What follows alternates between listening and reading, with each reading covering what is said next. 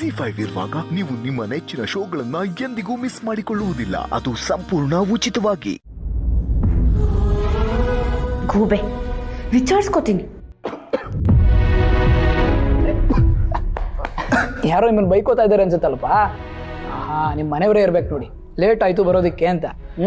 Sorry sir. ದೇವಸ್ಥಾನ ನೋಡಿದ್ರು ನನ್ ಯಾರು ಗೊತ್ತೇ ಇಲ್ಲ ಅನ್ನೋ ತರ ಮಾತಾಡ್ದ.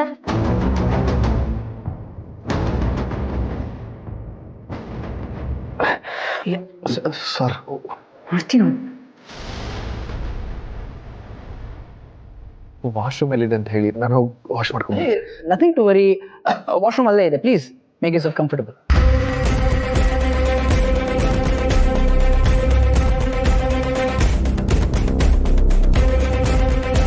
ರೀ, ಯಾರೋ ಗೆಸ್ಟ್ ಬಂದಿದ್ದಾರೆ ಅಂದ್ರಿ, ಒಬ್ರೇ ಊಟ ಮಾಡ್ತಿದ್ದೀರಾ? ಅವರೆಲ್ಲಿ? ಚಿನ್ಮರಿ ಈಗ ತಾನೇ ವಾಶ್ರೂಮ್ಗೆ ಹೋದ್ರು, ಬರ್ತಾರೆ.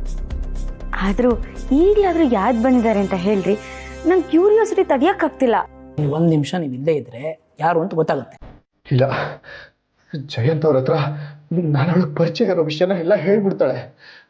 ಆಮೇಲೆ ಜಯಂತ್ ಅವ್ರಿಗೂ ಮುಖ ತೋರ್ಸೋದಿಕ್ಕಾಗಲ್ಲ. ಯಾಕೆ ಈ ಥರ ಮಾಡ್ತಿದ್ಯಾ?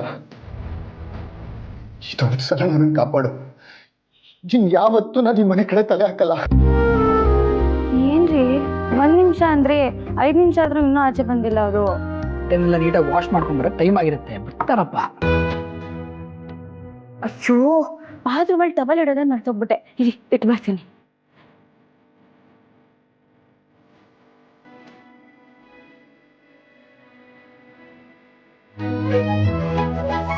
ಎಕ್ಸ್ಕ್ಯೂಸ್ ಮೀ, ಸಾರಿ, ಅದು ವಾಶ್ರೂಮಲ್ಲಿ ಟವಲ್ ಇಡೋದೇ ಮರ್ತುಬಿಟ್ಟಿದ್ದೆ. ತಗೊಂಡು ಬಂದಿದ್ದೀನಿ, ಪ್ಲೀಸ್ ತಗೊಳ್ಳಿ.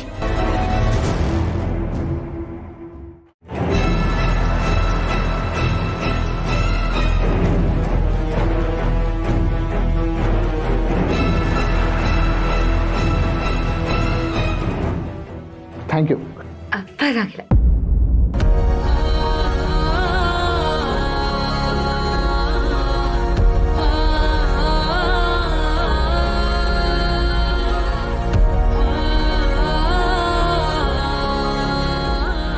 ನನ್ನನ್ನು ಕ್ಷಮಿಸ್ಬಿಡು ಜಾನು. ನೀನು ಮತ್ತೆ ನನ್ನನ್ನು ನೋಡಬಾರ್ದು, ನನ್ನ ನಿನಗೆ ಕಾಡಬಾರ್ದು ಅಂತ ನಿನಗೆ ಮುಖ ತೋರಿಸ್ಲಿಲ್ಲ. ನಿನ್ನ ಗಂಡನ ಜೊತೆ ಸುಖವಾಗಿದ್ಯಾ? ಹೀಗೆ ಇದ್ಬಿಡು. ಗೊತ್ತಿಲ್ಲದೆ ಇಲ್ಲಿಗೆ ಬಂದು ತಪ್ಪು ಮಾಡಿಬಿಟ್ಟೆ. ಯಾವತ್ತೂ ಇಲ್ಲಿಗೆ ಬರಲ್ಲ. ಸಾರಿ ಜಾನು, ಸಾರಿ.